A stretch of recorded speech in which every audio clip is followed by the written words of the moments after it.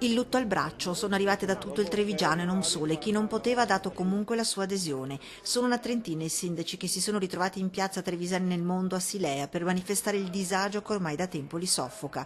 Comuni paralizzati, imbrigliati dalle norme, diventati esattori per conto dello Stato. I primi cittadini dicono basta e con loro si uniscono in un fronte comune i cittadini, le categorie economiche e i sindacati. Noi siamo qua per denunciare la paralisi amministrativa degli enti locali del nostro territorio, ma è nel territorio più diffuso. Noi ci uniamo, lo abbiamo già dimostrato anche quando questi sindaci hanno proposto di fare un ricorso al Consiglio di Stato contro la Tares e siamo qui proprio per dare tutto il nostro supporto perché condividiamo le loro proteste. Oggi il lutto al braccio, ma già nei prossimi giorni, in particolare per il 2 giugno, festa della Repubblica, la bandiera, il drappo esposto sarà bianco. Non è una bandiera bianca di resa, non ci arrenderemo finché avremo i nostri cittadini al fianco. I nostri cittadini sono al fianco dei sindaci.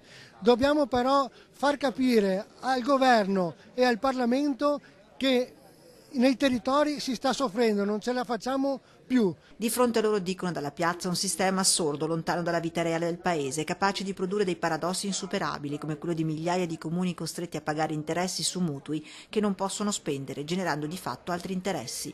Oggi in 30, domani in migliaia. Per dare forza al movimento e far pressione su Roma serve un salto di qualità. Se tutti in provincia di Treviso e nel Veneto faremo squadra, credo che un po' Roma cominci a pensare in maniera diversa. Bilanci che saltano, soldi che mancano, non si possono utilizzare, cittadini che bussano alle porte per chiedere aiuto, ma di fatto i comuni possono fare poco o nulla. Ad oggi, se al posto del sindaco arrivasse un funzionario della prefettura, probabilmente farebbe le stesse cose. La richiesta è un lasciateci gestire e amministrare i fondi. Io credo almeno che un 5% dell'IRPEF o un 5% dell'IVA sia almeno dovuto, perché il resto possiamo anche garantirlo a Roma e allo Stato centrale, però sotto una certa soglia non si può dare. L'ultimo grido è un appello a chi ieri era sindaco ed oggi a Roma è nella stanza dei bottoni. Mi auguro che il sindaco Zanonato, tutta la forza che aveva come il sindaco Del Rio, come il ministro D'Elia, che erano amministratori, oggi ci diano delle speranze.